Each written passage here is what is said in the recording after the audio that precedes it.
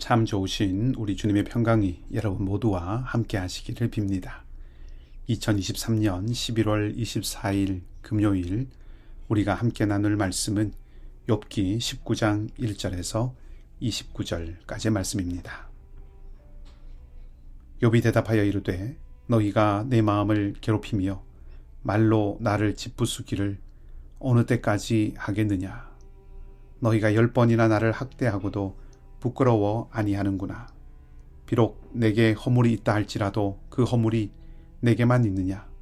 너희가 참으로 나를 향하여 자만하여 내게 수치스러운 행위가 있다고 증언하려면 하려니와 하나님이 나를 억울하게 하시고 자기 그물로 나를 애워사신 줄을 알아야 할지니라. 내가 폭행을 당한다고 부르짖으나 응답이 없고 도움을 간구하였으나 정의가 없구나. 그가 내 길을 막아 지나가지 못하게 하시고 내 앞길에 어둠을 두셨으며 나의 영광을 거두어 가시며 나의 관모를 머리에서 벗기시고 사면으로 나를 허르시니 나는 죽었구나. 내 희망을 나무 뽑듯 뽑으시고 나를 향하여 진노하시고 원수같이 보시는구나. 그 군대가 일제히 나아와서 길을 도두고 나를 치며 내 장막을 둘러 진을 쳤구나. 나의 형제들이 나를 멀리 떠나게 하시니 나를 아는 모든 사람이 내게 낯선 사람이 되었구나. 내 친척은 나를 버렸으며 가까운 친지들은 나를 잊었구나. 내 집에 머물러 사는 자와 내 여종들을 나를 낯선 사람으로 여기니 내가 그들 앞에서 타국 사람이 되었구나. 내가 내 종을 불러도 대답하지 아니하니 내 입으로 그에게 간청하여야 하겠구나. 내 아내도 내 숨결을 싫어하며 내 허리의 자식들도 나를 가련하게 여기는구나. 어린 아이들까지도 나를 업신여기고 내가 일어나면 나를 조롱하는구나. 나의 가까운 친구들이 나를 미워하며 내가 사랑하는 사람들이 돌이켜 나의 원수가 되었구나. 내 피부와 살이 뼈에 붙었고 남은 것은 겨우 잇몸뿐이로구나. 나의 친구야, 너희는 나를 불쌍히 여겨다오. 나를 불쌍히 여겨다오. 하나님의 손이 나를 치셨구나. 너희가 어찌하여 하나님처럼 나를 박해하느냐. 내 살로도 부족하냐. 나의 말이 곧 기록되었으면 책에 쓰여졌으면 철필과 납으로 영원히 돌에 새겨졌으면 좋겠노라. 내가 알기에는 나의 구속자가 살아계시니 마침내 그가 땅 위에 서실 것이라. 내 가죽이 벗김을 당한 뒤에도 내가 육체 밖에서 하나님을 보리라. 내가 그를 보리니 내 눈으로 그를 보기를 낯선 사람처럼 하지 않을 것이라. 내 마음이 초조하구나. 너희가 만일 이르기를 우리가 그를 어떻게 칠까 하며 또 이르기를 일의 뿌리가 그에게 있다 할진대 너희는 칼을 두려워 할지니라. 분노는 칼의 형벌을 부르나니 너희가 심판장이 있는 줄을 알게 되리라. 아멘. 빌닷의 말에 대한 욥의 답변이 시작이 됩니다. 욥의 이야기는 친구들을 향한 말과 하나님을 향한 말로 구분해 볼 수 있는데 친구들을 향해서는 비판하고 한탄하고 호소하며 하나님을 향해서는 탄원합니다. 전방위적으로 자신을 공격하는 친구들에 대한 비판은 1절에서 5절까지인데 한마디로 친구들의 말, 친구들의 지혜가 폭력이라는 고발입니다. 2절은 친구들이 말로 자기를 짓부순다고 말하고 3절은 친구들이 욥을 학대한다고 말합니다. 지혜는 고통에서 벗어나게 하고 고난을 이기게 하며 환난을 피하게 하는 것인데 지금 친구들의 지혜는 도리어 고난을 당하는 한 영혼을 괴롭히고 짓부수는 짓, 즉 학대라고 말합니다. 이어서 욥은 두 가지로 한탄합니다. 6절에서 욥은 자신에게 고난을 주신 이가 하나님이라는 것을 알아달라고 말하지요. 빌닷이 재앙이란 악인이 스스로 쳐놓은 그물과 올가미 속으로 걸어 들어가는 것이라고 했는데 욥은 그것을 인정하지 않고 하나님이 자기 그물로 욥 자신을 에워싸셨다고 말합니다. 자신이 악한 사람이어서 함정을 팠고 그 함정에 자기가 빠진 것이 아니라는 말입니다. 자신의 무죄함을 주장하면서 동시에 하나님의 주권을 인정하는 마음을 욥은 여전히 버리지 않고 있습니다. 또 한 가지 욥의 한탄은 나에게는 아무것도 없다는 것입니다. 13절에서 20절까지를 보면 형제, 친척, 함께 사는 사람들, 친구, 심지어 종들도 자신을 버리거나 모른 채 해서 자신은 그들에게 마치 낯선 사람, 타국 사람과 같이 되었다고 말합니다. 급기야 아내마저 자신을 싫어합니다. 자기를 사랑하던 사람들이 이제는 자기를 미워한다고 말합니다. 우리는 사람을 잃는 것이 얼마나 큰 상실인지를 압니다. 욥이 20절에서 내 피부와 살이 뼈에 붙었다고 말하는 것은 비단 물리적으로 몸이 야위었다는 것을 말하는 것뿐 아니라 그의 내면이 얼마나 산산이 부서졌는지를 말해주기도 하는 것이죠. 사람들이 하나 둘 떠나갈 때마다 마음은 얼마나 무너지고 찢기고 상해 나가겠습니까? 입맛을 잃고 의욕이 꺾입니다. 생명의 기운이 살고자 하는 의욕이 모두 다 사그러 드는 것이죠. 그래서 욥은 이제 친구들에게 호소합니다. 21절과 22절은 욥이 친구들에게 호소하는 말입니다. 욥은 자신을 마치 원수 대하듯 하는 그들을 여전히 친구라고 부릅니다.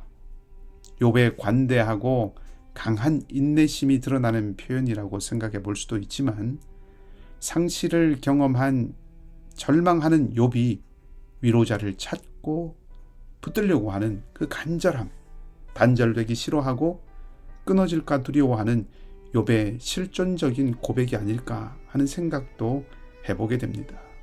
사람이란 관계적 존재이기 때문입니다. 욥은 이렇게 말합니다. 나의 친구야, 너희는 나를 불쌍히 여겨다오. 나를 불쌍히 여겨다오. 하나님의 손이 나를 치셨구나. 욥의 요청은 딱 한 가지입니다. 어떤 분은 욥의 이 요청을 통사정한다 라고 그렇게 표현을 했습니다. 참 와닿는 표현입니다. 욥은 제발 좀 나를 불쌍히 여겨달라고 눈물 어린 호소를 합니다. 그리고 다시 한번 하나님의 손이 나를 치셨다고 말합니다. 이것은 친구들에게 자신의 고통의 원인을 캐려는 일을 좀 그만둬 달라고 그렇게 말하는 것이지요. 하나님께로부터 온 고난, 지금 겪고 있는 이 고통만으로도 견디기 힘들 정도로 괴로운 일인데 원인을 캐려는 친구들 때문에 그 고난이 가중되고 있다는 것입니다. 친구들의 지혜와 위로가 역설적이게도 고난이 되고 고통이 되고 있습니다. 정답이 있고 해답이 있습니다. 국립국어원의 표준국어대사전의 풀이에 따르면 정답은 옳은 답이라는 뜻이고 해답은 질문이나 의문을 풀이함이라고 되어 있습니다. 정답과 해답이 같은 말인 것 같기도 하고 다른 것 같기도 합니다. 직관적으로는 비슷해 보이는데 차이가 무엇인지 명쾌하게 다가오지는 않습니다. 정답은 말 그대로 바른 답, 옳은 답입니다. 반대말은 오답, 즉 틀린 답입니다. 객관적으로, 과학적으로, 사실적으로 입증되어 있는 답을 뜻한다고 볼 수가 있겠지요. 갓 태어난 사람을 아기라고 부르고 나무를 세는 단위는 그루라고 부르는 것을 정답이라고 할 수 있습니다. 갓 태어난 사람을 어른이라고 부르거나 나무를 한 돼, 두 돼라고 부르면 틀린 것이라는 것을 누구라도 분명하게 알기 때문이죠. 반면에 해답은 옳은 답이라는 뜻도 되겠지만 과정에 더 초점이 맞추어져 있는 것이라고 볼 수 있습니다. 예컨대 큰 질병을 치료한다고 할 때 물론 의사들마다 제각각은 아니지만 조금씩 대처하는 방식이 또 다루는 방식이 치료하는 과정이 다를 수 있다는 것이죠. 어려움에 처한 환자마다 성향이 다르고 환경이 다르고 또 치료하는 의사도 마찬가지이기 때문입니다. 그때 각 사람에게 맞는 방식, 최선의 방법을 찾는 것을 해답이라고 할 수 있습니다. 바이러스나 나쁜 세포가 있다면 그것은 박멸하거나 제거해야 한다는 것이 당연하죠. 그것을 정답이라고 한다면 그것을 약물로 할 것인가, 아니면 수술로 할 것인가, 그것도 아니면 다른 어떤 방식으로 할 것인가를 개개인에 맞게 찾고 치료하는 것을 어떤 의미에서 해답이라고 볼 수 있습니다. 고통 가운데 있는 한 사람 욥을 향해서 친구들은 어떤 면에서 정답을 제시했다고 할 수 있습니다. 물론 엄격한 의미에서는 친구들이 가진 답이 정답은 아니지만 그들의 세계관에서는 그것이 정답입니다. 그들에게 욥은 위로받아야 할 대상이 아니라 정답을 받아들여야 하는 대상이 되어버렸고, 자신들은 욥의 보호자와 동료가 되어야 할 것이 아니라 교사와 인도자가 되어야 한다고 여겼습니다. 그것이 욥을 더욱 힘든 자리로 몰아넣었습니다. 정답은 꼭 필요합니다. 하지만 정답의 자리로 가기 위해서는 해답을 찾아야 합니다. 지혜는 과정을 온전하게 만들고, 지혜는 과정을 충실하게 하며, 지혜는 과정을 치유하는 것이기 때문에 그렇습니다. 욥은 가죽과 살이 뼈에 붙어 있을 정도로 어려운 지경에 있지만 그 극한의 고난 속에서도 하나님을 향하는 마음을 버리지 않고 하나님을 향한 초점을 옮기지 않습니다. 욥은 자신의 대속자가 살아계실 뿐 아니라 자신이 하나님을 보게 될 것이라고 말합니다. 고난 가운데서도 하나님의 주권과 자신의 무죄함을 인정해 주실 하나님의 공의를 신뢰한 것입니다. 이 믿음이 욥의 인내를 이루어 낸 것이지요. 우리는 42장에 가서 욥의 이 소원과 믿음이 온전히 이루어지는 것을 보게 됩니다. 내가 고난의 자리에 있을 수 있습니다. 그리고 내 곁에 고난의 자리에 앉은 이들이 있을 수 있습니다. 정답의 자리에 해답과 함께 갈 수 있기를 원합니다. 섣불리 성큼성큼 갈 것이 아니라 조심히 한 걸음씩 갈 수 있기를 바랍니다. 그래서 온전한 회복을 얻을 수 있기를 바랍니다. 그리고 그 길을 대속자를 소망했던 욥처럼 중보자이시고 구원자이시며 마침내 우리의 눈에서 눈물을 닦아주실 주님을 바라보고 주님과 함께 갈 수 있기를 바랍니다. 그리고 결국 42장의 욥처럼 믿음과 소망이 부끄럽게 되지 않는 그 은혜가 사랑하는 여러분 모두에게 넘치기를 주님의 이름으로 축복합니다. 함께 기도하겠습니다. 사랑의 하나님, 이제 겨울이 정말로 눈앞에 성큼 다가오는 것 같습니다. 내리는 비는 뼈까지 시리게 하고 양지에 드는 볕은 더없이 그립게 다가옵니다. 삶이 뼈까지 시리게 하는 겨울비에 고스란히 노출된 이들이 있습니다. 온몸이 오돌오돌 떨리고 이가 마주치는 추위에 내몰린 이들이 있습니다.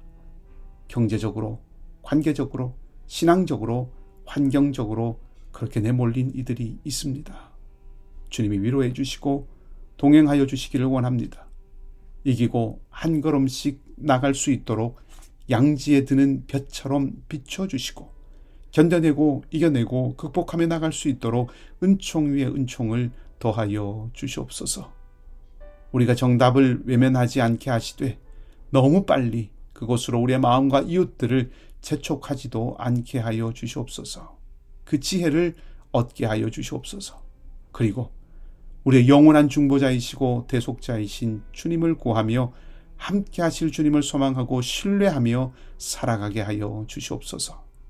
오늘도 사랑하는 우리 성도들의 삶을 주님께서 지키시고 마음을 붙들어 주시기를 간절히 바라며 선하신 주님 예수 그리스도 이름으로 기도하옵나이다. 아멘.